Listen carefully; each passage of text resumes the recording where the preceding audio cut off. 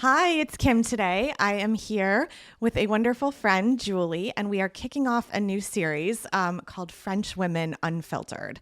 So I'm excited about this new series. I'm going to be giving you guys a rare, honest view into what French women really think about life. So we're going to have conversations about work, motherhood, relationships, style, and just overall perspective. So these are going to go beyond cliches and will offer some perspective, advice, and inspiration. So excited to have you, Julie. Yeah, thanks for having me. Yes. So Julie and I met actually, 2.5 years ago now, maybe? Yeah. At least, how long have you been here? Same, 2.5 years. Yep. Yes. So really at the beginning, because it was at the hike. Yes, at the hike. We The met new at like parent a hike. welcome hike. Yes. Actually, our husbands met first, and Julie's husband's American and Julie is French. And we just kicked it off, and we've been doing fun things like Bruce Springsteen concerts together and lots of good things. So, Julie, I'll let you introduce yourself and where you're from and a bit of your story. Julie, I'm French, but I'm also American now because I got my passport about 5 years ago, like right when we actually settled here. Oh, that's awesome. It was in the process. So I'm a dual citizen, that's but exciting. I really, both my parents are French and I lived in France for a very long time. And then I lived for 18 years in LA. Wow. That's where I met my husband. Yes. And we've been here for 4.5 years now. Oh, that's awesome. And you have a son? Yeah, I have a son who's 15. Oh. Who, is also French and American. I think he feels more American probably than he does French. Yes. But I don't know. I think he now feels probably more European, but on the English side. Okay. So his language is English and, but. And what do you speak at home? We speak mostly English, unfortunately. Okay. I try to speak French to him. He tends to respond in English. Yeah. Okay. But it's a little bit of a smorgasbord of all the langues. So, and your parents speak French? Your my here. family speaks French. I have French friends from a long time ago. I did most of my studies. So I was an expat kid. So I lived in a lot of different countries. That's how I learned English, and so perfectly. That's why I speak with the way I speak. But then we lived in the suburbs of Paris for a very long time. I did my middle school and high school there. I did my business school in France. Wow. Started my career in France, and then moved to LA. A few years into my career, and spent 18 years there. So I'd say that while I'm honored to be here as a French woman, I also feel like a lot of my influences are also American. Yeah.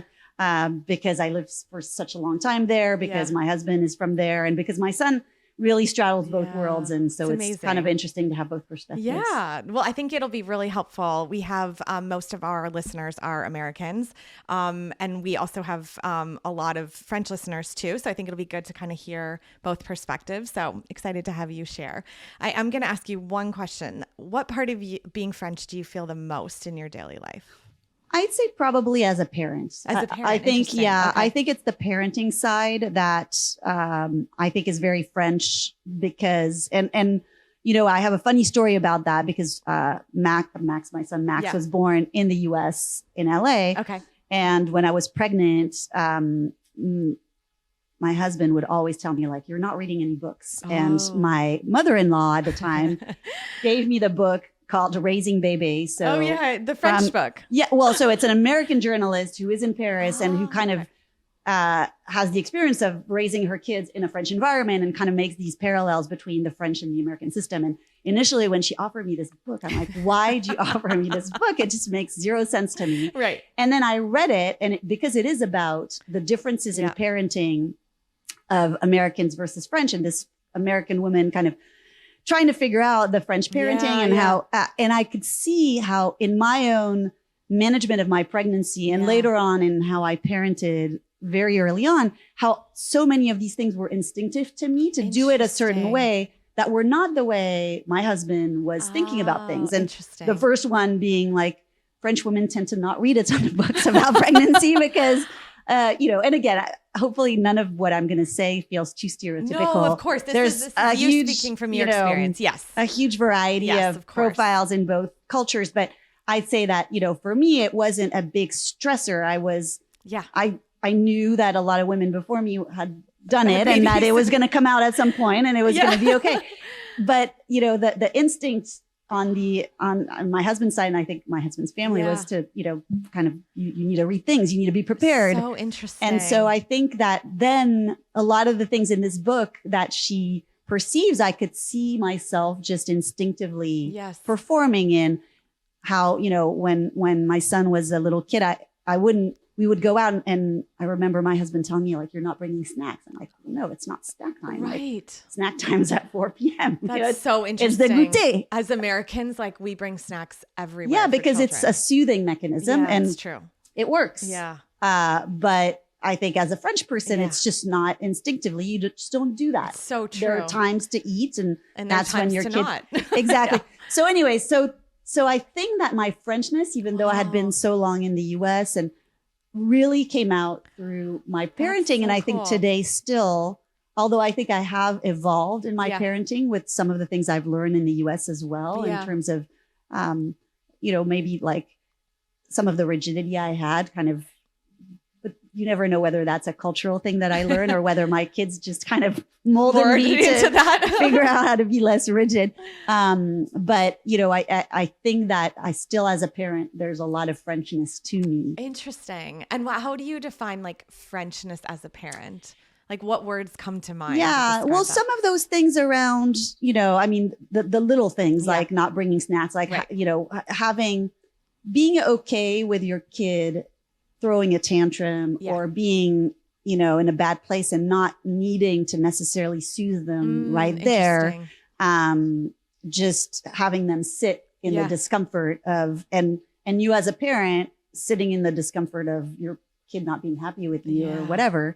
I think that's one thing. I think the instant gratification, like in France, we do a lot of delayed gratification.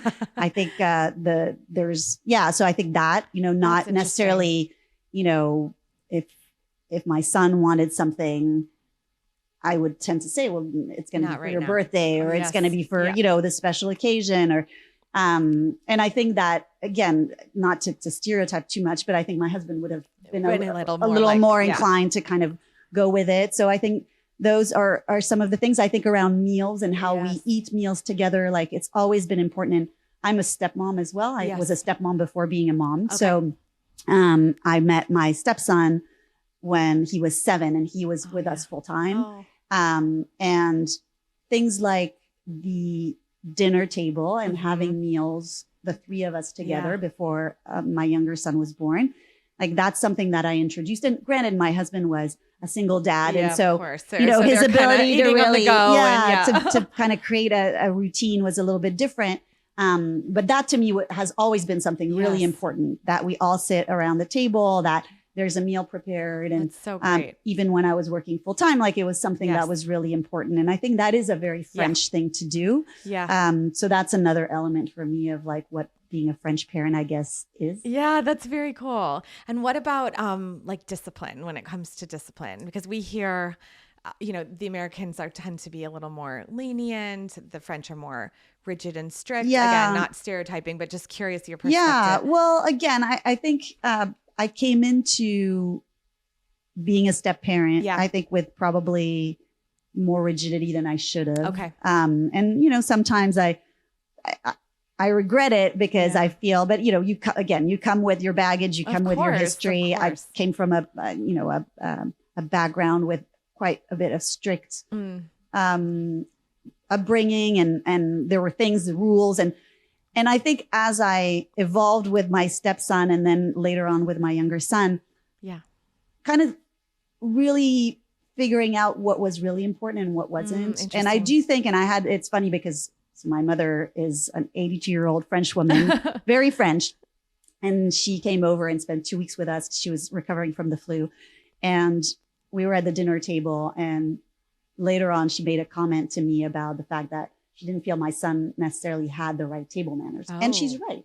He doesn't necessarily stand at the table in the perfect French way. What would that be? Can you help us understand? Sitting straight, bringing things to your mouth. I mean, I think he's a little lackadaisical around how he's at the dinner table. And I said, I get it. Yeah. But I said, I don't think that's that important. Mm-hmm. But I think me a few years ago felt like that was more important. Interesting. And I think that I don't know if it's with age or with, again, the experience of what you go through with kids and what really is important. Right. And what's not. And really, that, little by little things kind of get nuanced in terms of what's important and what's not. And so I think this, in the terms of the strictness, I think I came in to parenting, especially as, initially being a stepmom, with some of that strictness around maybe things that today I don't feel matter as much. But I think in France, table manners are important, how you stand at the table, kids staying at the table through the end of the meal. Right.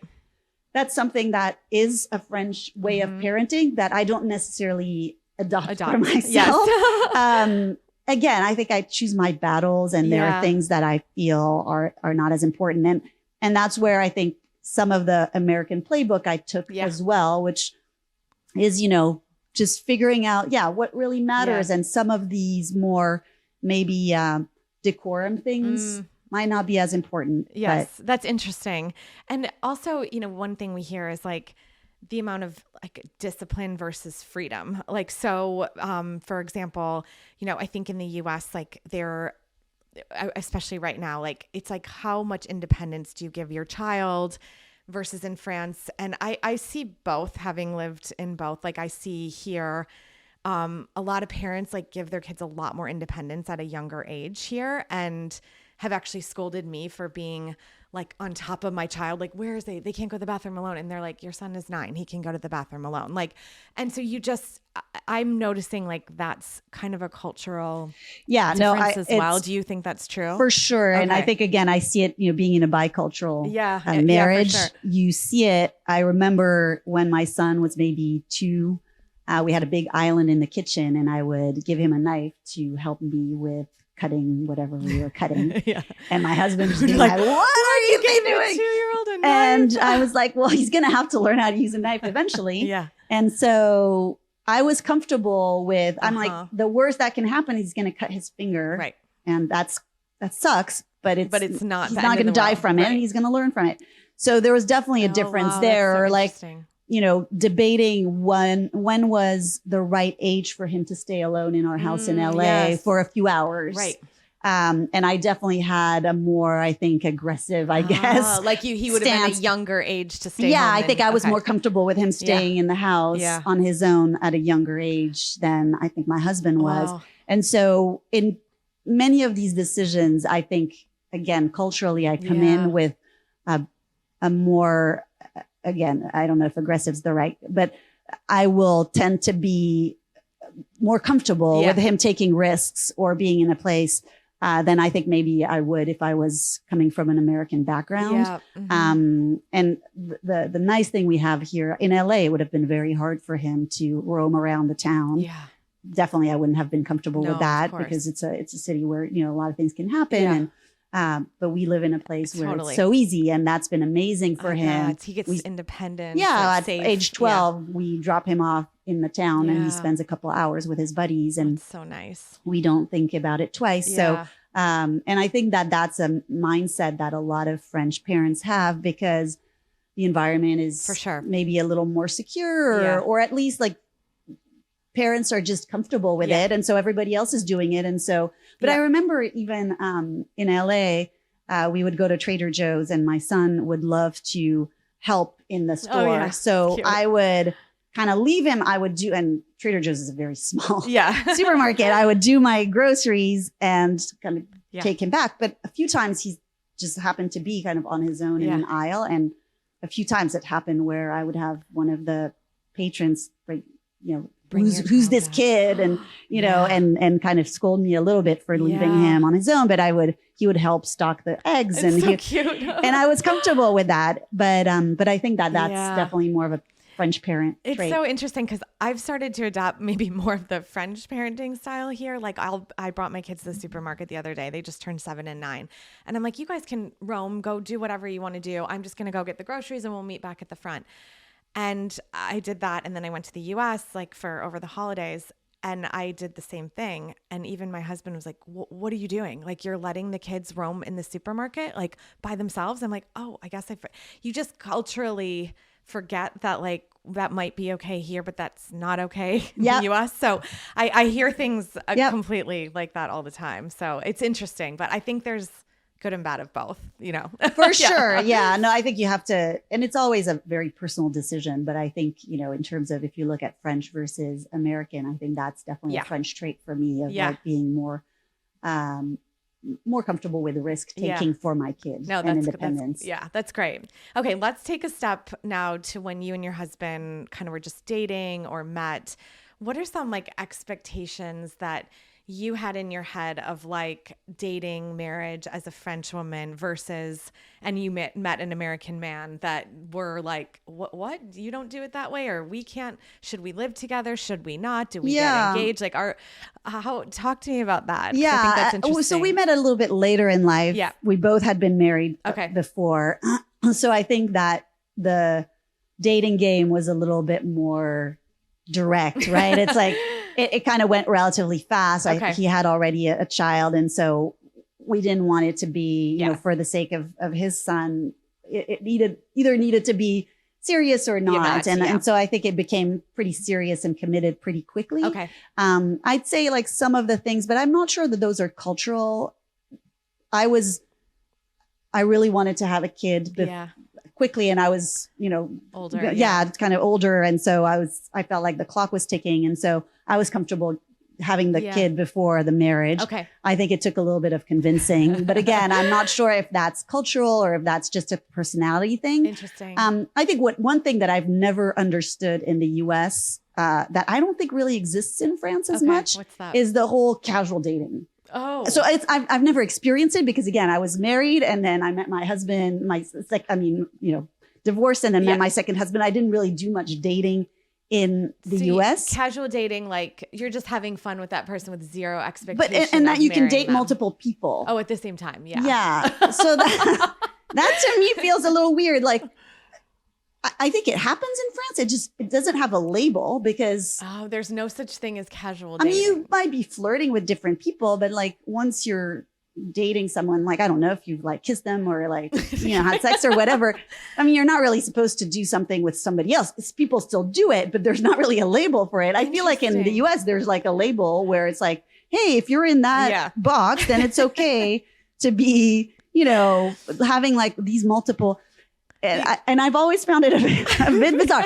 I think French people are known for, their extramarital affairs and all that. And I think there's definitely some of that going on. So I'm not saying like French are more prude in terms of how they manage dating or whatever. But I just find it kind of funny in the US that there's this box of like, you're okay with that. And it's fine. And everybody's fine. And usually the Americans are a little more prude in terms of what's acceptable as a society.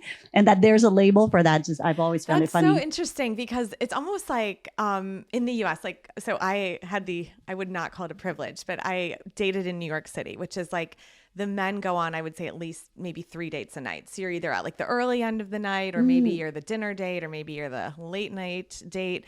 But that's like normal. And, but then like once you're committed to someone and you get married, like affairs are considered like deal breakers. Yep. Like marriage is over kind of. I'm speaking in extremes. This isn't every marriage, every situation. But in France, it seems like it's like, don't casually date. But then if you happen to have an extramarital affair, the marriage isn't necessarily like doomed or over. Is that true? Yeah. I mean, again, I don't know that I have a ton of experience in the department, but I do think it's a little more acceptable. Okay. And a little more maybe people kind of know that it could or happen. Okay. And I think it's more like people are not necessarily stigmatized. I see. Okay. For it. But I still think it sucks, right? Yeah, I mean, if you're in a marriage and somebody's, cheating, it really is not a great situation in any environment. Culture, but there is, I think, maybe a little more of a culture of that going on where maybe we're just more pragmatic of like, or realists, maybe, I guess, that, in a percentage of cases it might happen and, maybe it's not the end of the world. Interesting. Would you say like the divorce rate in France compared to the US, I don't know the exact numbers, but would you say it's like more common, less common, like, or would you It's hard to say. I'd say it's probably about the same. Yeah. And is it considered like a stigma? Like, is it more like, oh, that didn't work out. Okay. Like, no, I mean, I think it's pretty similar to the US. I think it just happens. Yeah, it happens. I don't know that there's as many like third, fourth marriages, maybe in some areas of the US where sometimes, it goes kind of crazy, but maybe it's because was in LA and there's definitely a lot of that going on. But yeah, no, I think it's probably pretty similar. Yeah. Okay. Interesting. One other thing that I was kind of interested in is a lot of women have told me like it's important when you get married to still maintain your own independence as a woman in France. Like, and not that that's not important in the US, but that holding on to your identity, like, I don't know, do you take your husband's last name? No, I don't. Like, I'm curious. Like, it's a bit of a bone of contention. Yeah. Okay. But not only did I not know, no, it's funny. Not only did I not take his name, but I also tend to use my name, like when we do reservations, because I'm the one who speaks better French. Of course. Obviously. Well, you're obviously, and you're so French. I make the reservations, but he's always a bit bummed out because I use my name because it's just so automatic for me. I just use my name. And so he's like, but today I actually made I phoned the butcher to get I ordered some meat for a dinner party. Oh, nice. And my husband is getting it and I put it under his name. That was like, nice. Oh, that's You're really like, I better sweet. make sure That's I really do that. sweet. So yeah, for me, it was very important to I didn't take my first husband's name and wow. Is that just cultural? I don't know how cultural it is. My brother's wife took his name. I think it's a bit of a personal decision, but I see a lot of names in France where the two names. Yeah, I see that a lot too. So I do think it might be something cultural where, I think, and again, for me, depending on at what age, you have an identity, especially if you're working. Yeah, for sure. Women, like your identity as a working person, changing names completely means like you have to, so restart like completely. So for me, it was a no-brainer. Yeah. I think there's probably a little bit of culture and I think a little bit of just also personality. Yeah, that makes sense. I think it's similar. I think in the US, like people hyphenate, some women keep their names, but I do think I've noticed like American men, I think, have some pride of, please take my name. At least mine did. Yeah. No, I think for sure. No, that makes sense. Yeah. But I do think that French women, like to keep their independence. A lot of them work. Yeah. There's definitely some of that. But I think it's also the case in the US. I think it depends a little bit where you are in the US. I agree with that for sure. Let's talk about work for a minute. So, just curious, you owned your own company, right? And tell us a little about your work background first. Sure. Yeah. So I started my career in France. I worked at L'Oreal for a few years and then I worked at Yahoo, but in France. Okay. And then wanted to move to the US and found a job in a startup in LA. And so then kind of stayed in that digital business, internet business for a long time. Initially in marketing. So I did about half of my career in marketing and then joined a big startup called Demand Media back in LA and went from doing marketing to more general management. Okay. I really wanted to kind of get out of marketing and do something that had more of a general management bent. And so did that for a while, kind of grew through the ranks of the company, managed about, 150 people team and then had my own company, which was a very small startup initially. It was just the two of us. And then we went, I think at the most we had 15 people. That's awesome. But learn, fundraising. And so it was interesting to do it so late in my career because it's rare to have to learn something completely different and new. Yeah. And it was really the case. I had never really managed a small company and had never done fundraising. So anyway, so that was my background and I sold the company back in 2019. Yep. But I'd say that, if I compare my career and granted, I'm 50 now, so this is a little ways back, but I started my career when I was 22. Yeah. So, almost 30 years ago. And this might have changed in France and things might be different, but as a young woman, the opportunities that I got in the US were so much more than what I could find in France. And I'm forever grateful of all the opportunities I got in the US from a professional standpoint.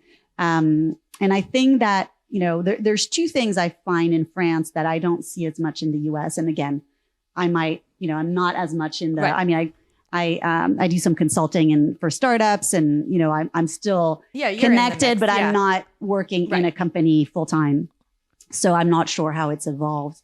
But I'd say that one in France, your diploma and where you went to school matters a ton. And there is a little bit of a co-opting of, only people from your school. Wow. And so it does like reduce a little bit the opportunities for, a variety of profiles. Okay. And I think in the US, I was always amazed. I think in some professions, probably it's a little more important, but I was in a, big startup that was actually a public company, but my boss had majored in theater and, it was just such a variety of profiles. I was amazed because here it's like, you're kind of on a track, and if you're not on that track, then you won't have the opportunities. Yeah. And then I think there's always a chauvinistic element to the the workspace in the US and in France. Both. But I think in France, it's more the case. Yeah. At least it was more the case 30 No, years I've ago. heard that as my other like French mom friends have said the same thing, like that it's still. Yeah, there's still a little bit of a boys patriarch. Club and look, in the US, you see that too. But I think it's a little less apparent. And I think there's a pragmatism in the US. Things are very transactional from a work standpoint. And so if you're good, if you deliver results, doesn't matter how young you are, doesn't matter what gender, you will get the opportunities. Yeah. And it wasn't my experience in France starting my career. Interesting. And also the other thing I've heard, and tell me if this is true or not, but just the perception of how work is viewed in France is very different from the US. Can you talk to me a little bit about that? If you think that's true or not? Yeah. I mean, I think French are known and sometimes mocked for, all the vacation and all the weekends and all the days off. And I think that's the case. I mean, there's definitely what I think though, French people work really hard when they work. For sure. They work late, early and late. Yeah. And I think in the US, you tend to finish earlier, but you work all the time and you work on the weekends, and there's an expectation that you're always on. Yep. That is not the case in France. Actually, in France, it's been put in law. Yeah, there's a law that you're not supposed to email your employees in the weekends. And so there's a real protection. Mm-hmm.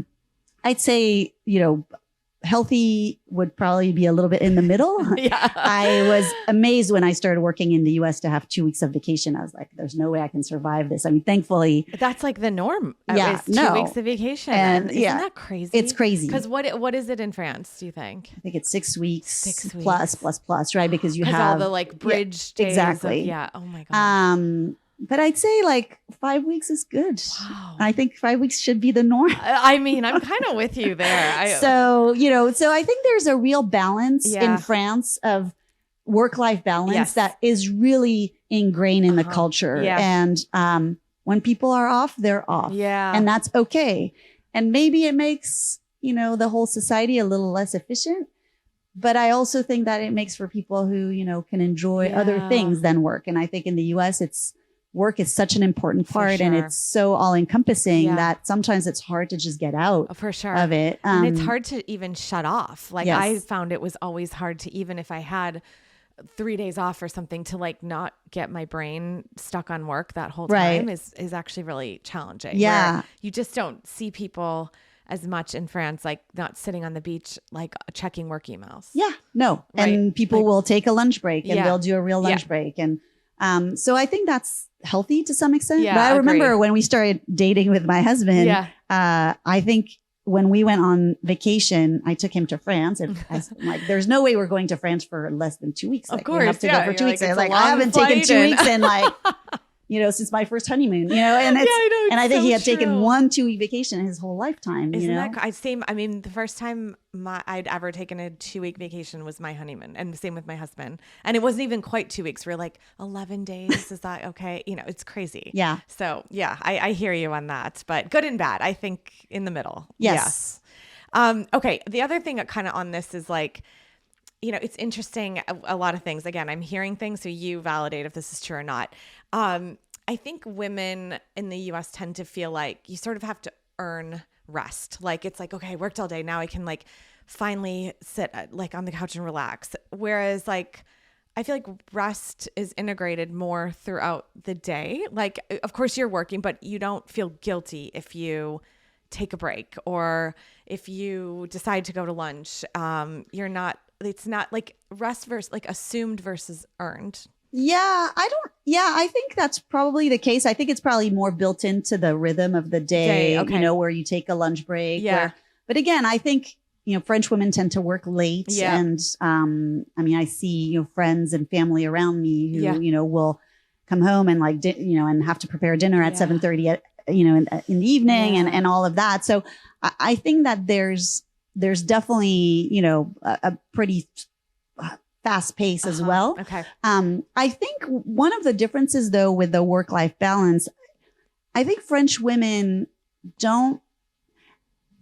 we don't feel as judged all the time about all the boxes we have to check.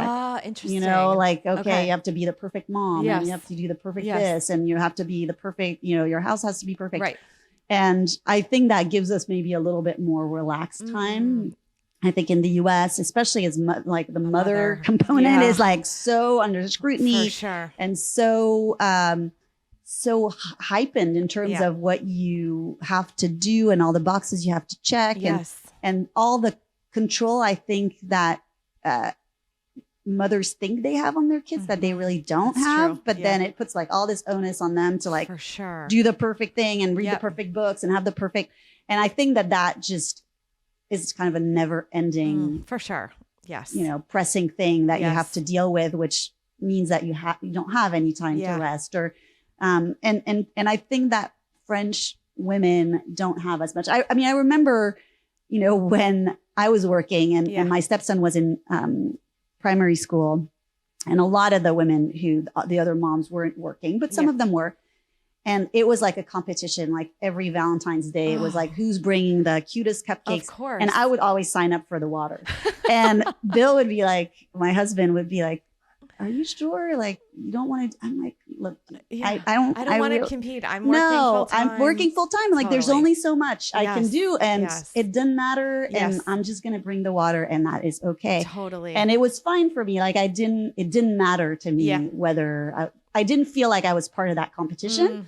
And I think I didn't feel like I was part of that competition partially because I was French. Right. I was going to say, because you didn't have to be like ingrained in that culture for your whole life. Right. Right. And I think that there's less of that. Like birthday parties in France are not a big production. Birthday parties and entertaining are two things I've noticed a big difference between the US and France. Like talk about birthday parties in LA, right? Well, like, it's insane. It's insane. You have to do like the party favors of the month. You have to, everything has to be like on the dot and like, so just extravagant and like everybody's kind of one-upping each other and it's probably a little bit of an LA thing, but I feel it's a little bit of because there is a lot of performance in parenting in the US. Yeah, for sure. And I think there's a lot of less of that as a French parent. Yeah. And so once you feel like you're performing, then you have to be good. Right. And it has, and not that French birthday parties are not good, but there's definitely not that need to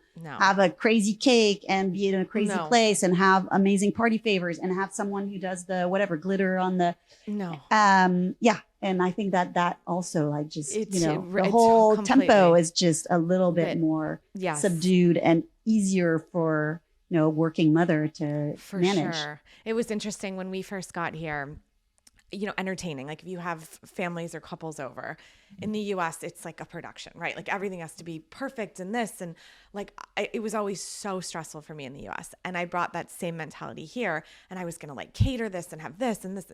And literally this French woman looks at me and she goes, why are you doing all this? Like, she's like, it's unnecessary. Like, just have some people over, put out some wine and have an apéro and relax. And I completely shifted my mindset where now I'm comfortable having people over and I don't freak out about every little detail. But that has been like something so deeply ingrained in me as an American that it was hard to shift that mindset. Yeah. No, I think that's totally a cultural thing. And I remember in LA, like that's why a lot of people end up going to dinners outside, like at restaurants. They don't want people because they don't want to do that. And I remember like we would always because I like to cook and we would invite people over, but it wasn't a big production. We would just, I would just make a meal and that was fine.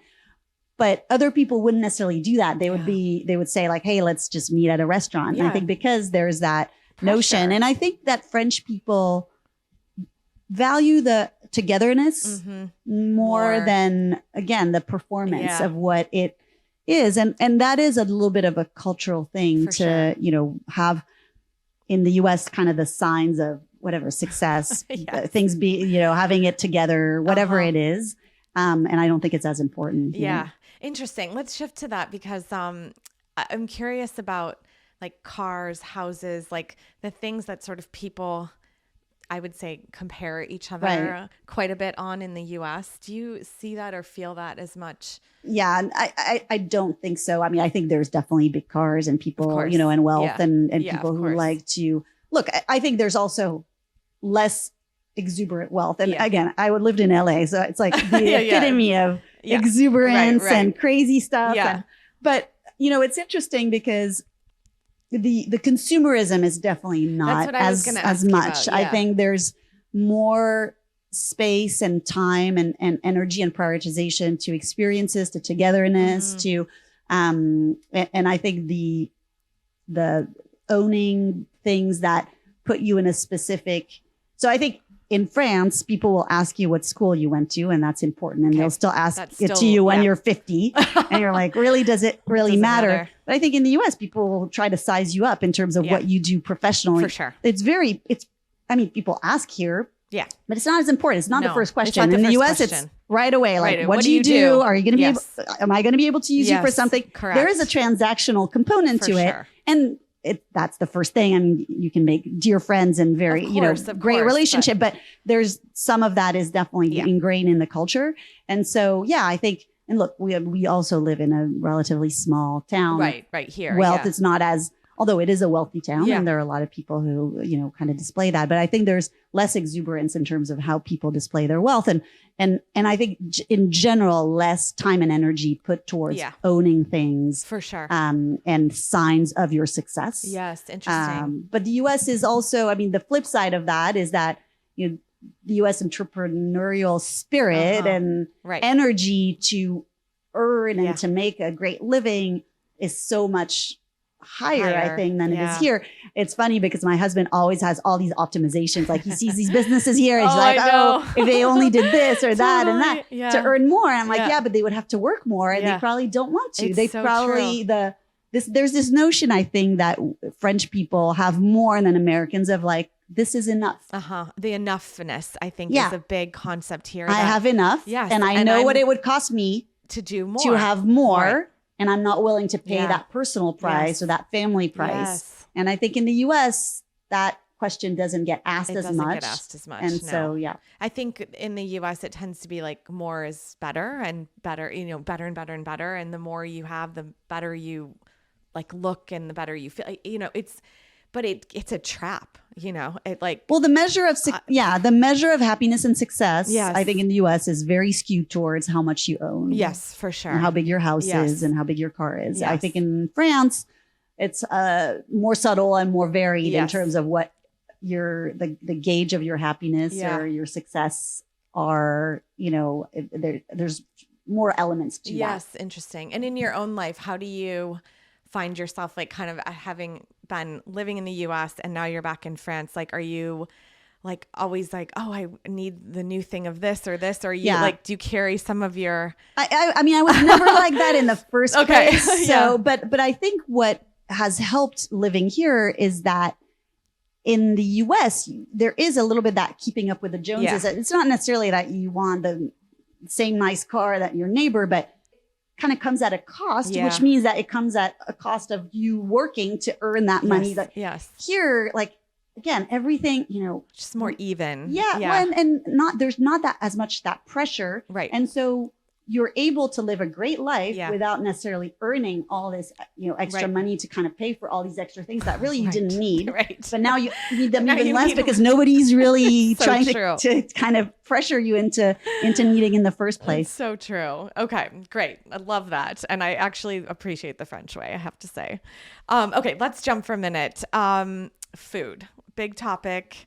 So you said your kind of relationship with food growing up, like meals are really important. You cook, like for women, I'm always curious because the Americans perceive like French women are just naturally thin and maybe it's because they smoke and blah, blah, blah. Like is there a diet culture? Like what's the perception to women? Yeah. Look, I think there's been a lot of, interesting new learnings about weight and the fact that, there's a lot of it that's genetic and that people really can't do much about and, and things that might have come through some of the, food over time, processed food, etc. Right. So anyways, if you take that apart of like, there are a lot of people who just can't do anything about their weight because it's genetic. I do think like the French way of eating and preparing food. So we do tend to prepare food more from scratch. I mean, I tend to cook more and, I've even in the US, although when I was in the US, I would succumb a little bit more to, cheat a little to the, well, I know. It's so easy, right? Everything is made easier. so easy. Here I had to start from scratch. I'm like, what? I got to make pancakes from scratch? Yeah, it's definitely. It's not that bad. No, it's fine. It's just, you have to get used to it. But yeah, so I think that, we French people tend to do things more from scratch. So from natural products. Yes. So that's in of in itself. It's a better diet in general. Meals are meals. Yes. There's way less snacking. Yeah, there's not. There's really, I don't see any very snacking, little especially snacking for children. Like, it's no. Like, you eat, breakfast, lunch, goûter, and dinner, and that's it. And so that's another element that I think is healthier. People walk more. I mean, I was visiting with my my older son in Bellingham in Washington. I was in the car the whole time. Of course. There was no walking anywhere. There was walking. no sidewalks. No. And so it is a culture of driving a lot in a lot of places. And I think for sure. in France, there's a big culture of walking. And I think that's good. Yes, for sure. And then sugary drinks. Yes. We drink water. Yeah. I remember being an exchange student in Vermont and where's the water? Like it was cranberry juice, milk. Like, and I just I wasn't used to that. Yeah. And so those are definitely things that culturally are pretty different. Yeah. And that, I apply and the quality of the produce. I mean, we're very lucky to be in a region where the produce is amazing. And so the home cooking it's easy too, so because it's whole ingredients and real things. And it's funny. I went to the market yesterday and this is so sad, but I had never bought like real spinach that they like just picked where the dirt is still on it. It's good, huh? It is it's really good. Much better. Yeah. And same like the mushrooms, like they must have just pulled them out of the roots and the dirt were on the mushrooms. And it's more work. I mean, you've got to now like rinse all this dirt off and then cut them but in the US, I would have just bought a bag of spinach and like pre-cut mushrooms. And I know that's really sad. And I know that's cutting corners. And do I miss that sometimes? Yes. For sure. But am I like, does this taste so much better? Yeah. Like you can really taste it in spinach, I've noticed. Oh yeah. No, spinach is amazing. And try like garden spinach. So my husband has been gardening a lot and spinach is one of his production. And is it so good? It's so good. Okay. So this is what I mean. I do even think, better. Yeah. So you can understand like kind of the food sources actually do make a difference. Yeah. Yeah. What about like there's always a new diet in the US. Like I don't even know what the newest thing is right now. Right. But I've tried 8 million probably in my lifetime. Yeah. Too. Is that a thing here? Like there's diet for sure. Okay. I mean, Weight Watchers was there here back in the day. There's definitely people will say they're paying attention to whatever they're eating. I don't think it's as big of a focus. Okay. Part of it is maybe there's not as much of a need because there's not as much of an overweight kind of problem. I do think that it's still in the ethos of, and in something that people think about, but I don't think there's as big of a business around dieting. Okay. I think people will be like, hey, I'm on a diet. I'm not eating the dessert. So that would be like the I'm diet drinking less or, I'm just not going to eat as much cheese. Right. But it's not going to be like, oh, I'm on this type of diet or I'm only eating no carbs and no carbs or I can't even follow. Okay. But so, and same with supplements. I think supplements exist, but I think the culture of supplements is just, it's 10 times less than what you see in the US. Yeah. Part of it is because the machine of the business in the US is just takes over. And so it drives a demand that maybe wouldn't be there if there wasn't all of that. And I think in France, it's just a smaller, scale. And so it just doesn't get as big. Yeah. That's interesting. What about cigarettes? Because it seems like you walk around and pretty much the majority of people are smoking. Yeah. Do you think that's just perception or do you think? No, I think people smoke more for sure. I think less and less than they used to. I mean, I'm a former smoker. I started smoking when I was 14. Really? And yes. And I stopped maybe 10 years ago. Wow. So this was part of just culturally like. Yeah. My dad smoked. A lot of people smoked. I regret it today. I wish I still miss it. You do? Like, when there's like a whiff of smoke, I'm like, really? Yeah, I want to smell it. I've heard that like from so many people who quit smoking. And I was never a smoker. I still love it, but I love the smell of it, but I couldn't imagine smoking a cigarette ever. Wow. And I just, had a little like lung scare. And of course, the first thing you think about is like, oh my gosh, I should never have smoked. Yeah. But I think it's unfortunately, it's still part of the culture and it's still pretty present. Yeah. And it's getting harder and harder to smoke. But I remember moving to LA. So this was in 2003 and I would smoke in the street and people would look at me like I was just, wrong with you? I was like a monster. Yeah. Here it's really still. Every time you sit down, they put down an ashtray if you're sitting outside. Like it's just expected. Whereas like I couldn't imagine sitting outside in the US and they'd put down an ashtray. No.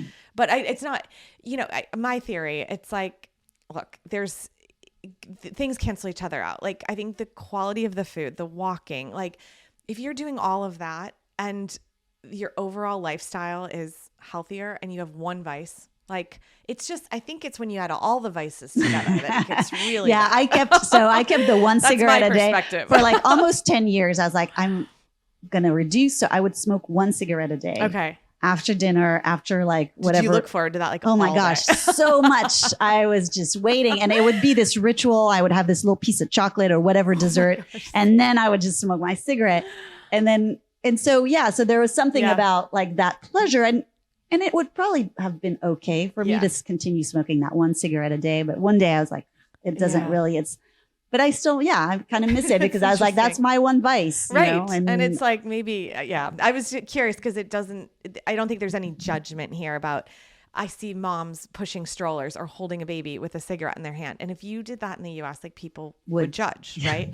There's just no one even stares, passes by. No, it's definitely it's not the best part but it's part of the culture for sure. Yeah.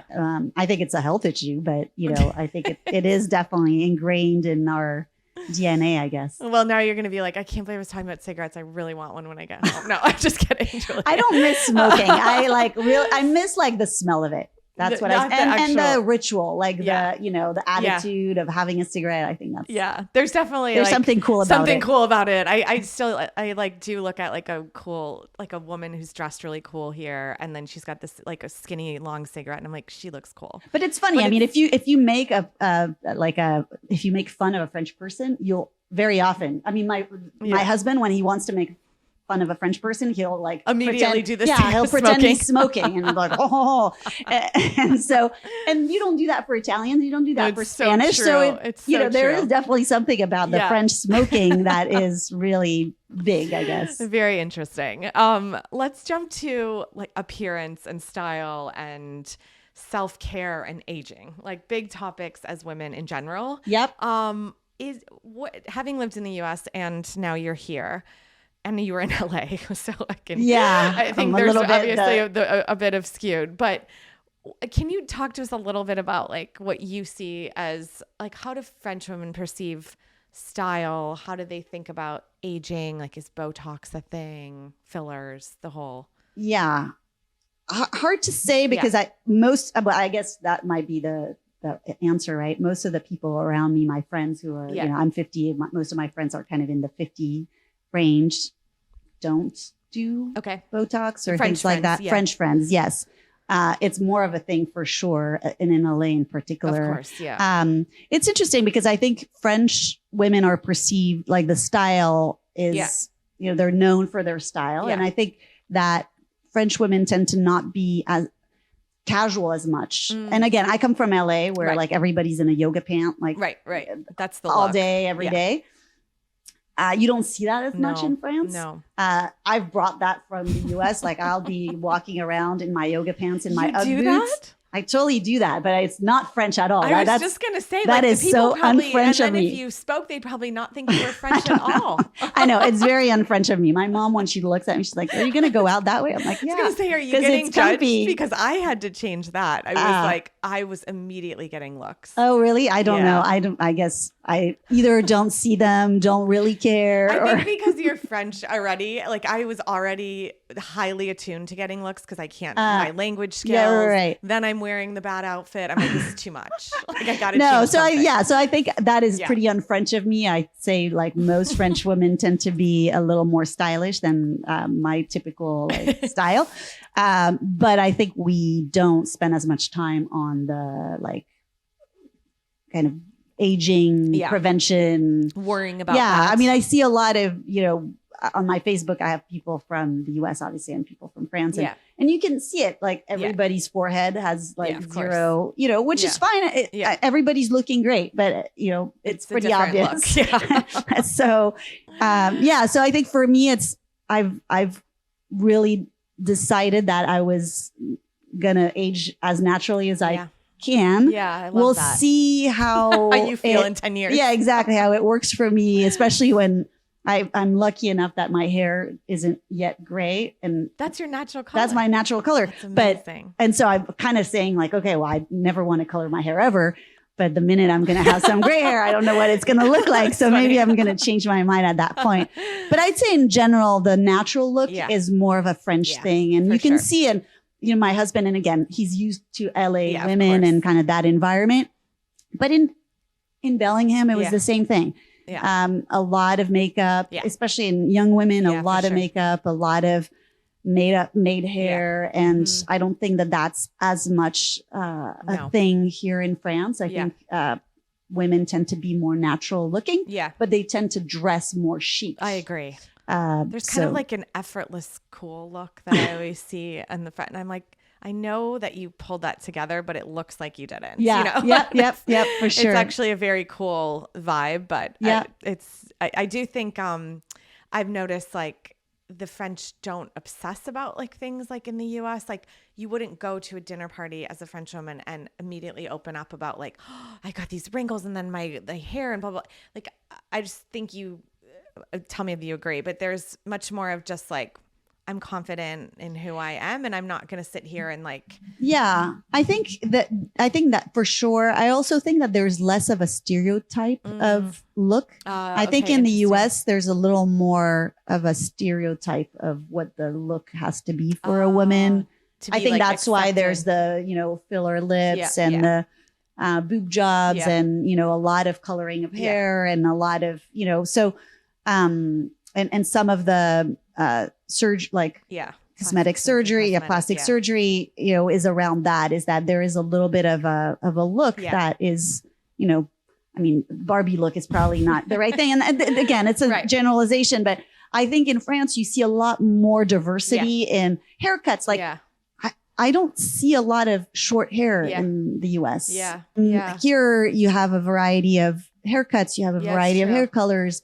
And so I think there's less of a standard of what you're supposed to look like. Yeah. And it favors individuality more. And I think it makes people be more comfortable with how they are in the authentic, natural way they are. True. I just got my hair colored. I still do color my hair, but my hairdresser, I was like, what's the new like in look for a cut? Cause I always would ask that when I was in New York and San Francisco, and they'd always have an answer. They're like, oh, this is what everything's blah, blah, blah. This is on runways, et cetera. So, and she was like, why do you care? She literally asked me that. Why do you care? She goes, why don't you we'll cut your hair how it's going to look good. Do you want it long? Do you want it short? And I was like, oh, okay. I guess I'm not going to worry about that anymore. But it just reflects like, I think, it's like, what do you want? And what works best with your face shape. Yep. And so anyways, I sort of appreciated that actually. It took some like, oh, why am I worried about that? Yeah. No, I think there's a little bit less pressure. Yeah, for sure. On looks in general. Yeah, no, I like that. Okay, we'll come to our last big topic, social media. So, and I'm curious from your perspective, having lived in the US and here, and then also your son is 15 now, right? So like, what do you see in maybe his friends from LA and their social media habits, like is there a pressure to like be posting all the time, to be online, like to be in the mix on social, or is that like less important in France? I mean, I think for kids my son's age, I think it's important everywhere in the world at this point, and I think it's an issue everywhere in the world. So unfortunately, that's a bit of a plague, worldwide. I don't think there's as much of a difference from. I'd say maybe the saving grace here is that kids tend to be out more, doing more like in real life things. There's maybe a little bit less isolation sometimes. Still, like I think there's more opportunities for them to get together, and so it kind of reduces a little bit the negative impact of the social media. But I think it's pretty similar across the board. I think for adults, I don't see as much of my French friends posting as I see my American friends posting. I do think there's a bit of a change anyways in social media habits, because people are getting tired of for sure a lot of what's on it. And so I actually would say, unfortunately, that social media is just a bit of a plague everywhere, especially for younger generations. I think for people my age, maybe less usage in France of my French friends than of my American friends. Interesting. I'm seeing it less like overtly here than I see it in the US. Like I'll give you an example. And it starts, I think, at an older age than it does in the US, especially I would say for girls. Like my friends who have kids my same kids' age, like 9 and 7, have all been like on Instagram, have all like they would grab their parents' phone and they've watched maybe like a dance video on TikTok, and like they know what it is. They know how to access it. I mean, my kids had never heard of, like I said the word Instagram to my husband and they were like, what's that? Like no clue. And it's not talked about.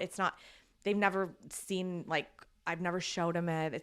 It's just less, I would say like immediately in your face as a younger I think that's true. Yeah. I think that's actually a great point.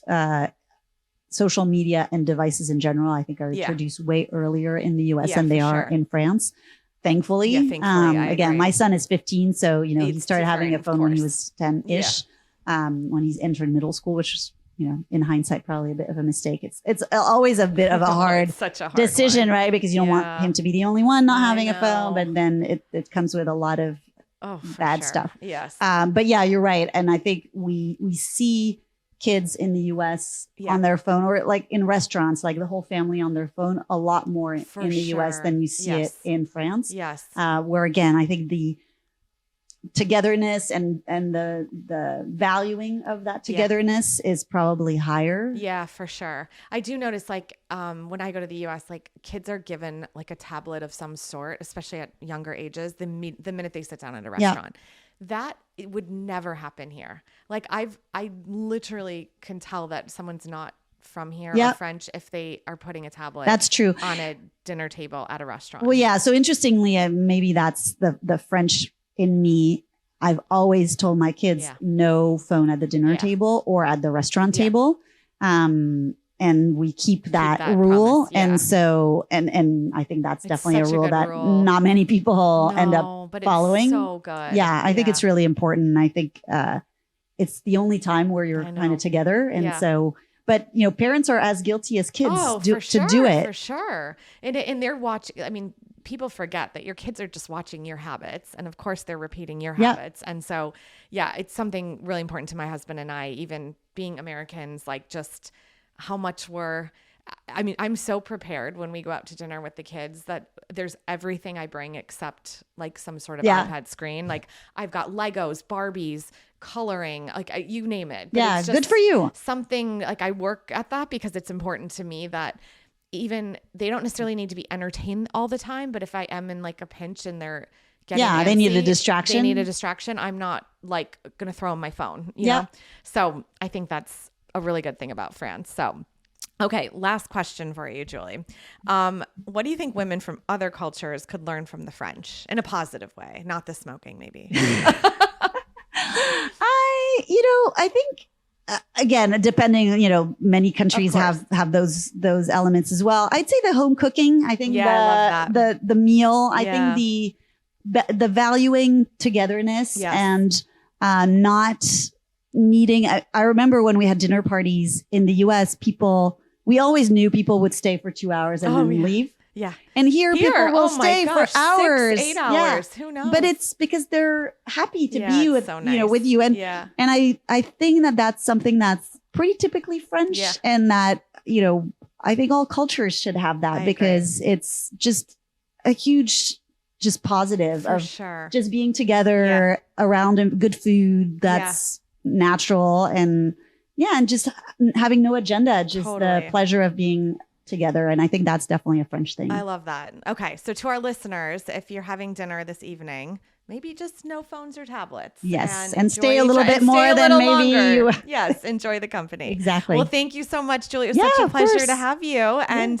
yes, thank you everyone for listening. And if you enjoyed this, please follow us at cuckoo.pod on Instagram and let us know your thoughts. Bye. Bye.